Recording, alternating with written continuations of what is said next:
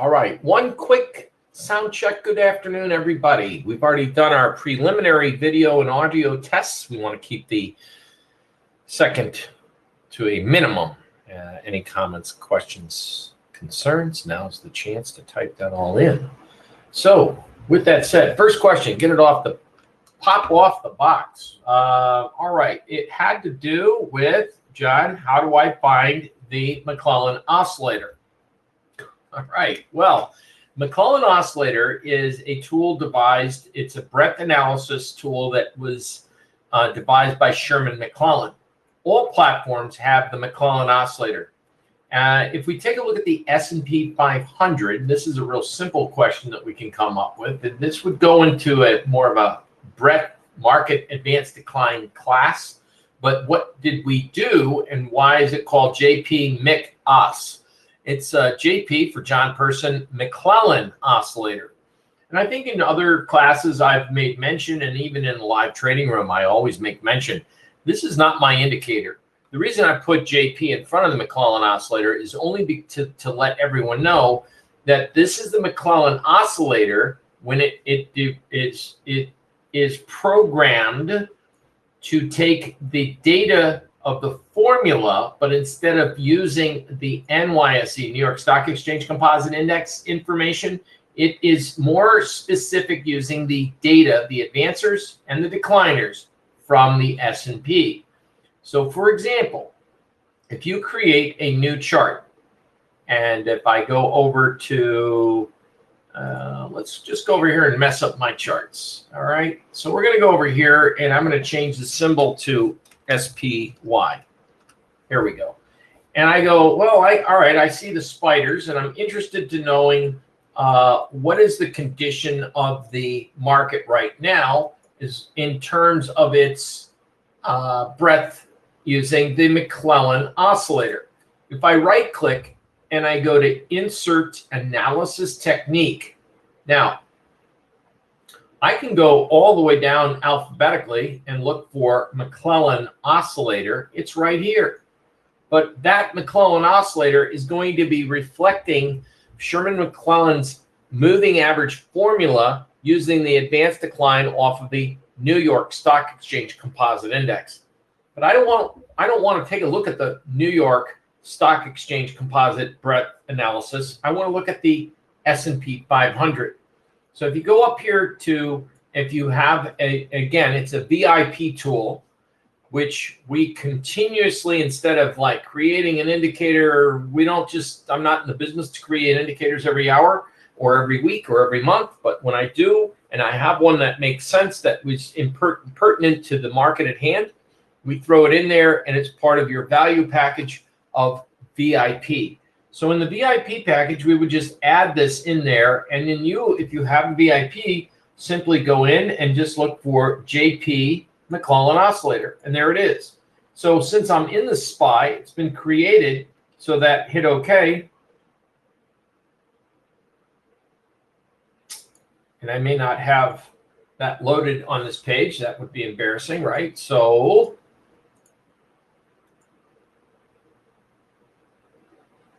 let's take a look.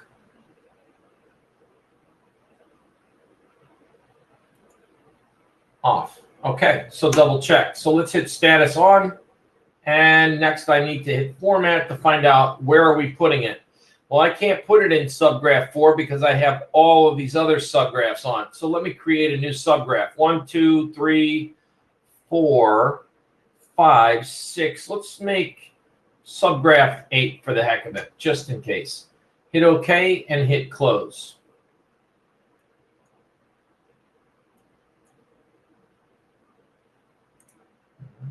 Format analysis. You're going to like this one. McClellan Oscillator.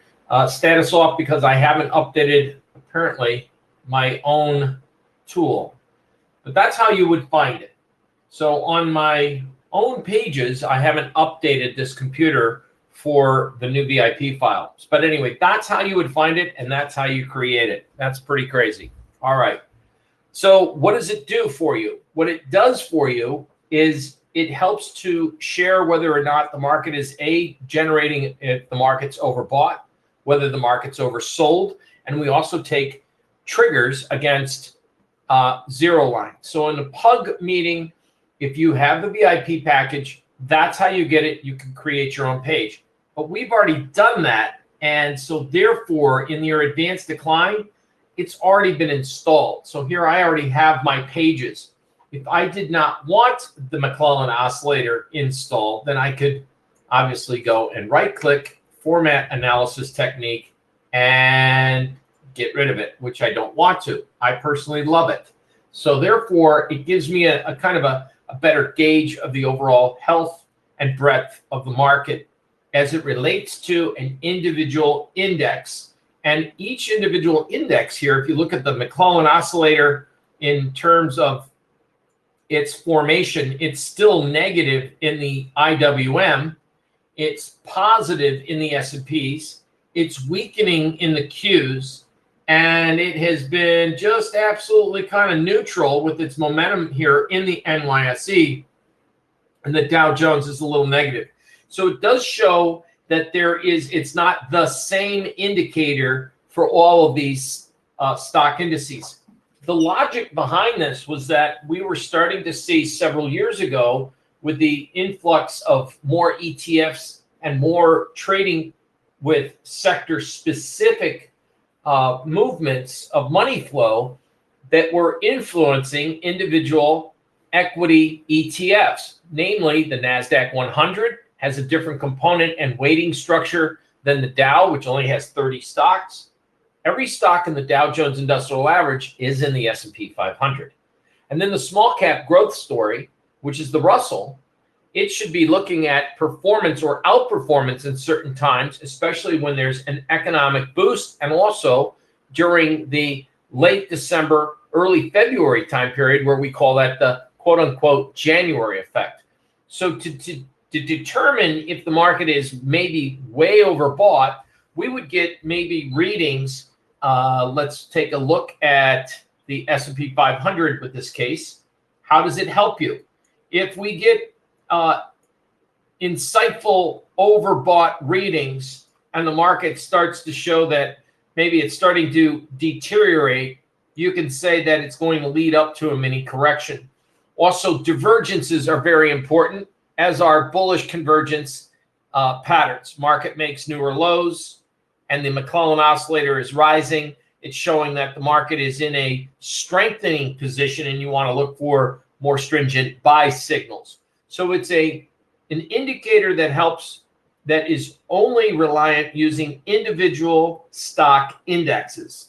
So some people love it because they know how to use it.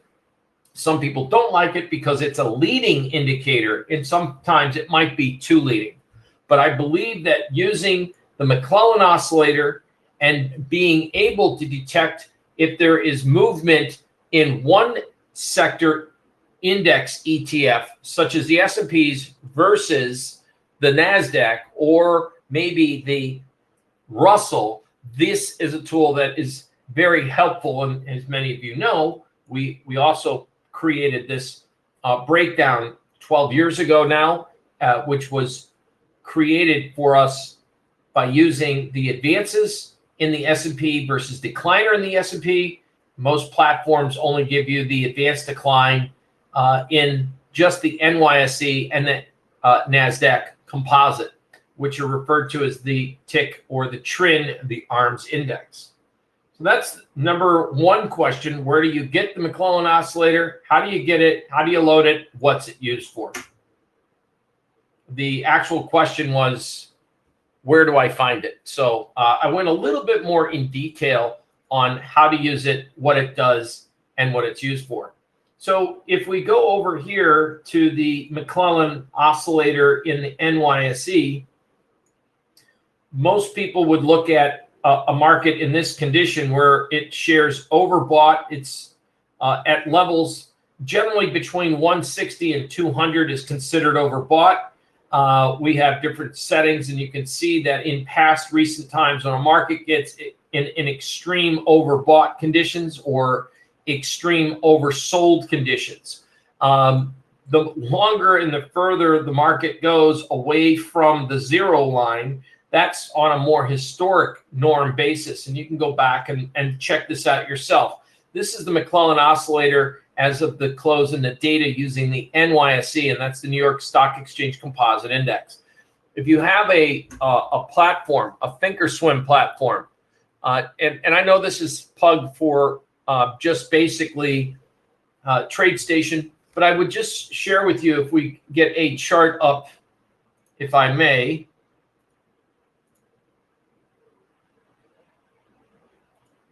And I'm going to share this and get rid of some other drawings here. Drawings and, well, I don't have to do it because I already have it. So on even the thinkorswim, I have obviously the McClellan Oscillator. And as you can, it's clearly marked, McClellan Oscillator NYSE. So if you're trading the S&P, and nowadays, listen, I don't think that with the financials and the energy and technology and all the different weights and real estate investment trust and utilities, et cetera, the NYSE, what's the weighting difference between that index and the S&Ps? It's pretty significant. 65% of the stocks contained in the NYSE at 67 now are between preferred stocks, interest rate sensitive as it's considered, and 1/5 of the stocks that are contained in the NYSE, which is over 300 stocks, are foreign corporations that aren't even in the S&P 500.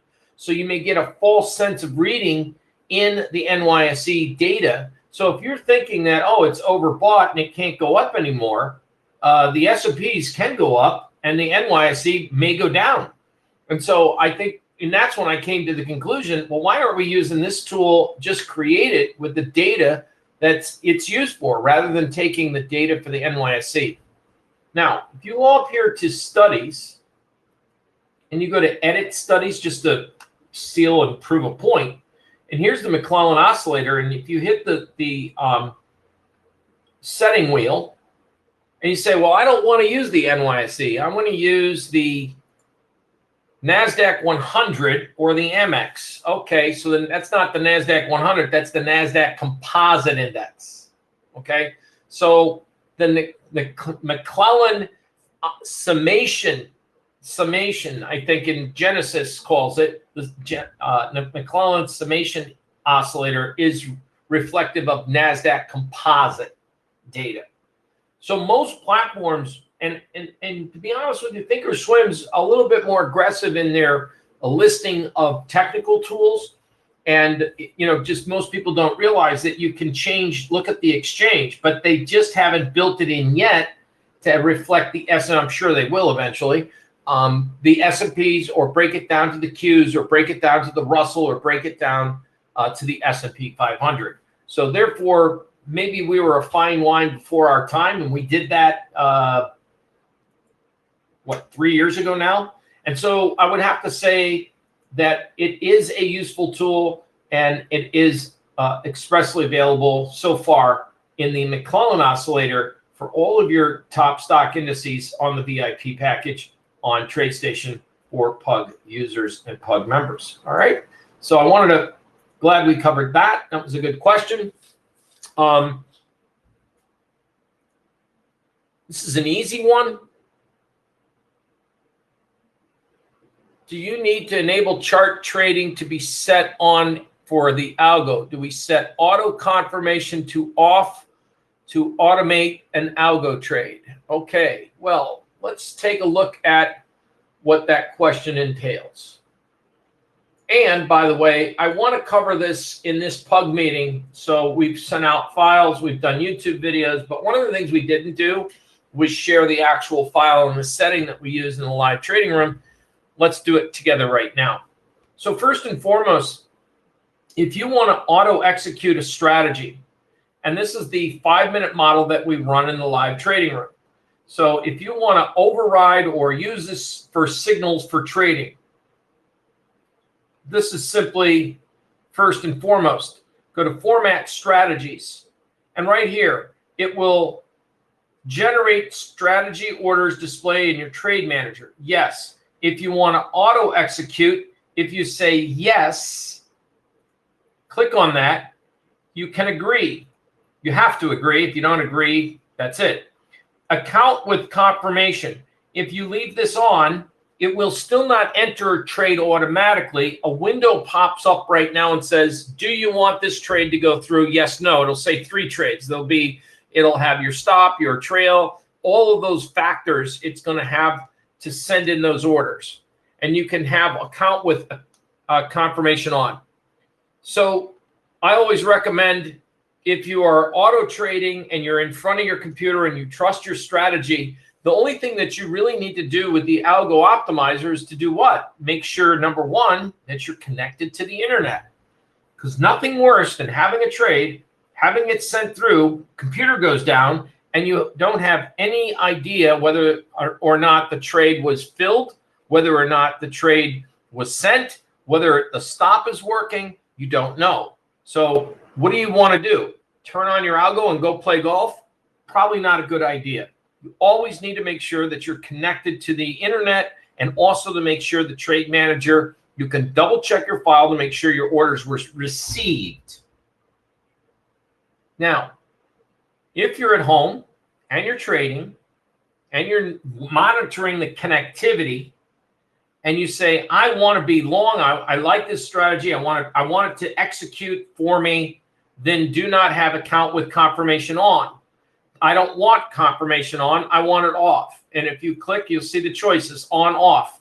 Turn off the confirmation, and it's just going to fire orders off just as an interim auto execution. I know we've covered this many times before, but we have new clients and possibly they didn't see that, and I just want to make sure. And it is a good and a valid question.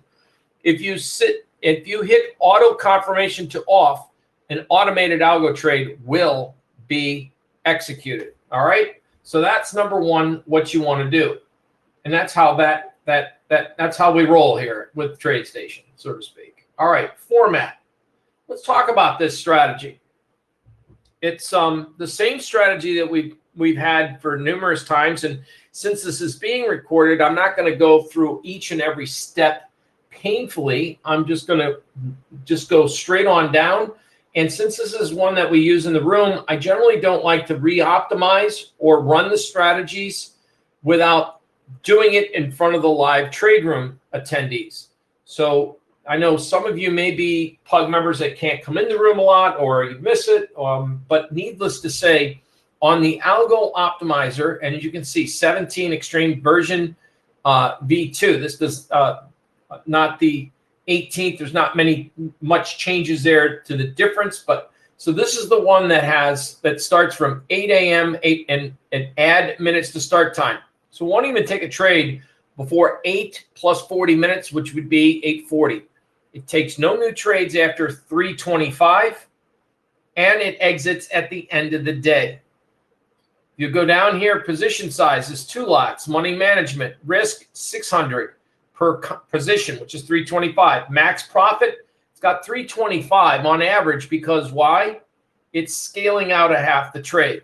67% was the trailing percent, and it kicks in a stop on the balance at 14% of the entry. So it tries not to take losers.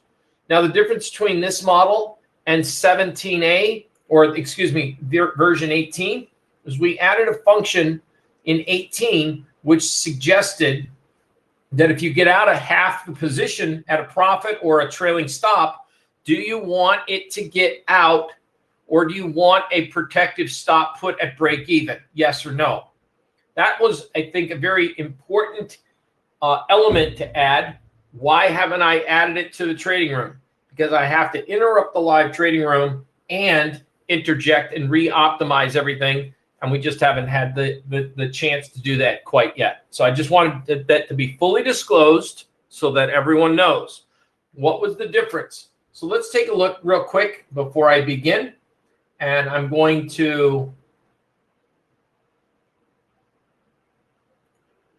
do something silly, but we're going to go to insert strategy, and I'm going to go version 17, version 2, number 18. We've had, I don't know how many versions, like Microsoft, how many window updates have there been? Or my iWatch, iOS, I don't know. But bottom line, if we go down and we move down version 2, and we'll just open up 18, This is the difference between the two, was this one line right here. Set, stop, break even on partial profit. So if the trade gets out at partial profit, do you want it to just trail a stop, or do you want it to set at break even? This is a very important function in the line that we should be implementing, as you should probably be implementing, and that's why we added it to version 18. Now, let's take a look at one other more important difference. Move down. This is the current one. Hit Format. And this is the strategy 67, 14, and 05 on scale out ratio. It does not take last conditional change exit stops. It uses the dynamic stop. The dynamic exit was simply the combination between last conditional changes and a function of average true range. It took the furthest of the difference. Why? Real important, and this is, wasn't a question, but it's worthy of me discussing once again. If you get these last conditional changes, which are these fuchsia bars, and all of a sudden you get a really narrow, kind of a narrow range bar. Sometimes the market will come down and hit one narrow range bar, but not the main last conditional change. And so until a new one's created. So would you want to get stopped out on the last conditional change, especially if it was created by a very narrow range bar, or something more meaningful? And so that's why we created the difference. And so for short-term 5-minute day trading, the last conditional change does not did not optimize out as well because of that one function. You might have one small teeny itsy bitsy narrow range bar that does create a last conditional change, but because it was such a narrow range bar, you would want your stop a little bit further than that particular last conditional change. How much further? 2 LCCs below it? 1 LCC? I mean, there's some function in there that you've got to develop that you got to have the drawing, the finish line that says, wait a minute, enough's enough. I can't have 5 different LCC bars. That's all the way back down here. So we created an idea that used a function of average true range with LCC, and that's what the dynamic was. Now, what's compression exit? Unbelievable. It's genius in my humble opinion. It's a combination of that with time. And the more time that goes by, it overrides. And one function here is the compression exit. Most people don't know this or remember this. Compression exit, this is an optimizable function. And it stands for average true range to start.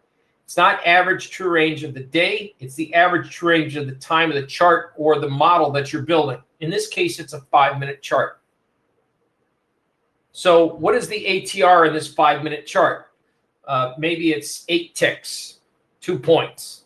So the stop of compression won't kick in until, it won't begin to kick in until 1.5 ATRs. What works in its place? The initial stop, your initial risk, and the dynamic stop. Compression exit won't even begin to turn on until we've already exceeded 1.5 ATRs of a 5-minute movement. So that's a kind of an important function of using stops. What kind of stops? And that was through the last few years of development of creating new ideas to help keep into winning trades a little bit longer. So they're really between version 2 and V18 version, there weren't that many different functions except for one which I thought was another pretty decent idea. We did this a couple versions ago where we had a moving average to use as a price. And you can see here, do we use a PPS with a moving average of price? And so within here, this says, well, we're not going to get into a trade on a PPS unless it's above a 24-period moving average of the close. And that's what that suggests. However, I had to type in C. I couldn't optimize this that well. And so it wouldn't optimize with letters. So that was stupid. So what did we do?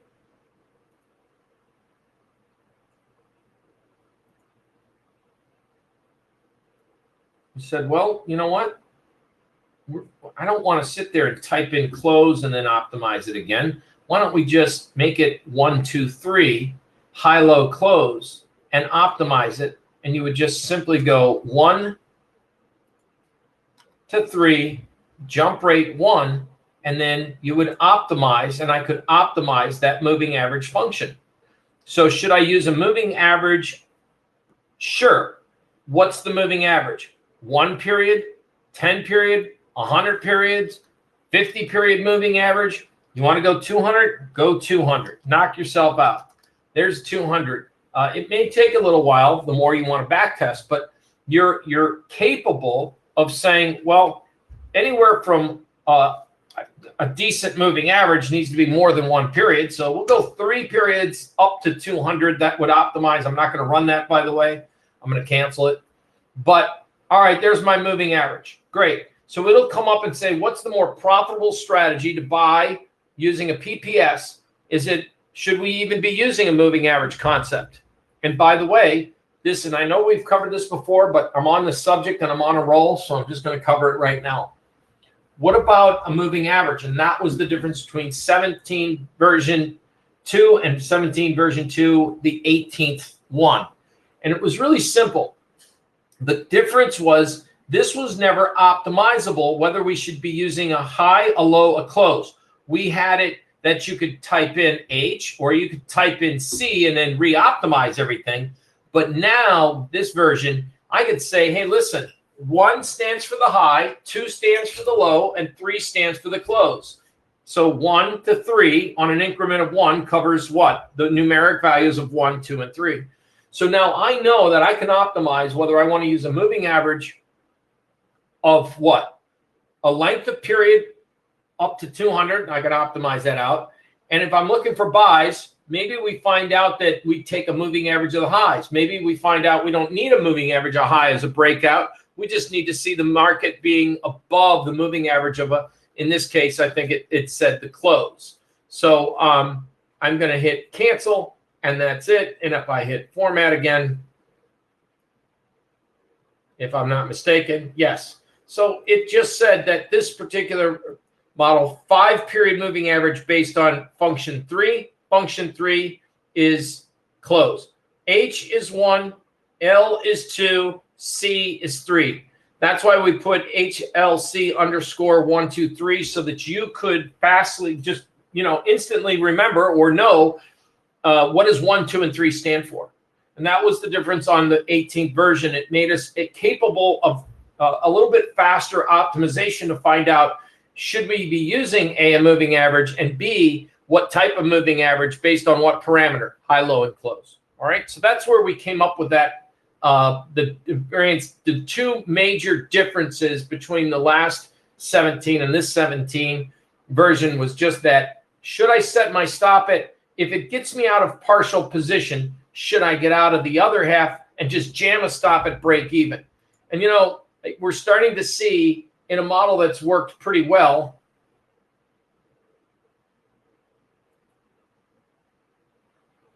in this model, we have to re-optimize it, and it'd probably be a good exercise for the room. The 15-minute model has been great up until this week. Generates shorts, and if we had that setting, when it gets out of the position, it would have jammed the stop at break even and saved some heartache on giving back some profits from prior days' trades. So the 15-minute model in this environment would have been better suited by having that function in there. So that's where the 15-minute model has not been updated to reflect the new changes. How do I know that? If I right-click and go to Format Strategy, we have not optimized this out for that function. All right. So that was another one. And just to complete our training, and I'll go through this format strategy here. And it was this version. So let's move it up and let's hit format and I'll go through the rest of those settings just for the record. This is the one that's currently, in fact, bear with me a second. I want to do this right now so that we don't ruin the room tomorrow, and we do it. We're all up in the up and up. So our settings were in this model. Compression exit 1.5, 2 ticks stop loss, 2 ticks take profits. And that simply means, as a reminder, you're adding 2 extra ticks to the stop loss. Sometimes the market goes to that stop loss number and it optimized out, add 2 extra ticks, because sometimes the market hits that little stop loss, you get stopped out. It adds a little function of safety filtering feature. And on profits, many times the market comes down to your profit target, hits the number exactly, and you won't be able to get out. So if you shave 2 ticks away off your profit, it then hits that major number. And guess what? Your market traded through you, so you're able to absolutely get out of that trade. And that's where these are both optimizable functions. Reverse signals. This takes, yes, it reverse. So if it's in a long and it says get short, it will reverse out. That's another optimizable feature. Some people want to be in a strategy and just say, hey, don't get out until the dynamics of that strategy have expired. In other words, I have a trailing stop. I have a function that says, don't get me out. I'll have partials. If I've gotten out of half the position, partial exits, you may have your filters turned on so that you only get out of half the position at a profit and the other half stops placed at break even. I don't want to get out of the long if it's just on a false sell signal. Sometimes we get false little sell signals in the market. That's what equal and opposites are formed. It gives a sell signal, and in the market 2 bars later, straight back up again. Meanwhile, your long position would have still been long. So optimizing, what does reversal mean? That's a beautiful function to have for any trading strategy that's taking longs and shorts together. Do you want your long to just work until it's magic, until it's expired to all the parameters, or do you want to just get out of it just because you had a quick little sell signal? And this will optimize out so you can find out what the best performance is. The rest of the function is it uses a 24-period moving average based on the close, and it is using also an additional last conditional change. It's taking sell signals, a 1.25 risk reward, 11-period moving average, also based on the close. And it uses an LCC confirmation.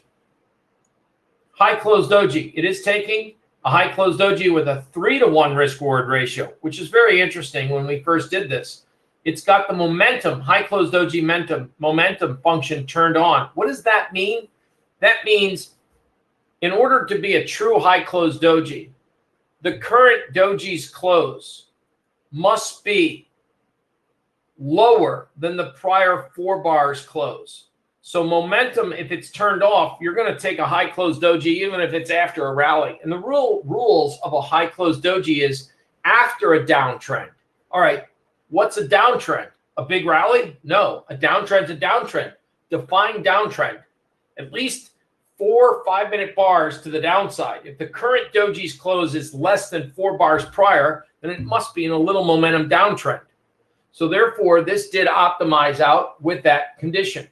It wants to only take the high close doji if a 3-period moving average of the high. Well, that's very interesting because a 3-period 5-minute moving average of the high, the market has to give a close greater than the doji and a 3-period moving average of the high.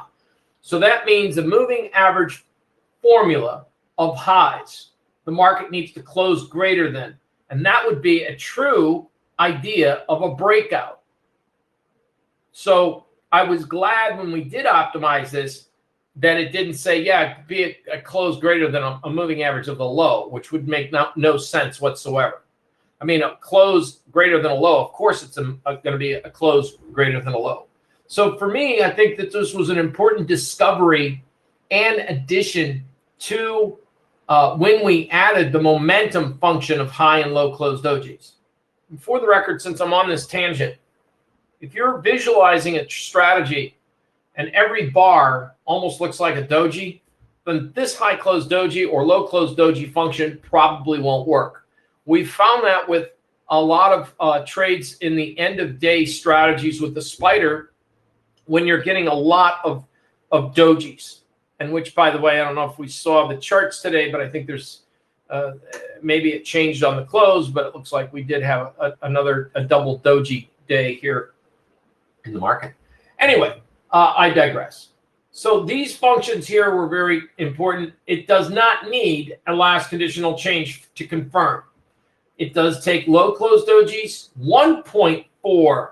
Now that was interesting because markets tend to go down a lot further and faster than they go up, or in this case, the low close dojis were generating shorts, but the market wasn't expressly extending out to the downside very far. And so in this environment, with the market being up and going up almost, it seems, every single day, maybe perhaps this last conditional change, or this, low close doji risk reward, was saying that when we do get sell signals, they don't generate a lot of profits and they don't go down that much. And so the last time we updated this particular model was, I believe, back in October or the first week in November. I have to double check our records. But it's been a long time, by the way, for a 5-minute. The LCD momentum is turned on. The market has to be, for a low close doji to work, the market has to be, the doji has to be greater than the prior 6 bars close. Well, that's what is a low close doji? After an uptrend, and it's nice that that actually worked out to its optimization of 6 bars. A moving average of 4 bars. And it's looking for the moving average, low close doji, moving average price. So these are all very nice functions. Holding period is 22, and it enters trade market order. It's based on true. So it's not using that extra filter of a stop in entry model. That is the 5-minute model. We actually posted this one on the YouTube channel when we did a market update on the Person's Planet YouTube. So we've kind of covered a few of the questions there. I don't see any more. This was what we wanted to cover today. Where do we find these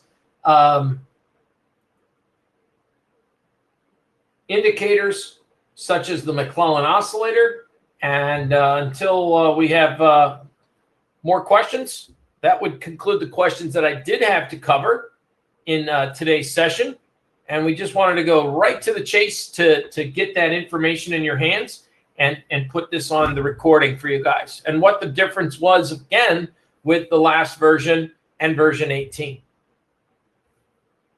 If no one else has any more, if there's no questions to be posted, that would conclude our time. I thank everyone for being here. I'll give you a second. Which, by the way, I may want to put this out while I give you a chance to write a question if someone had one. Trading involves risk of loss.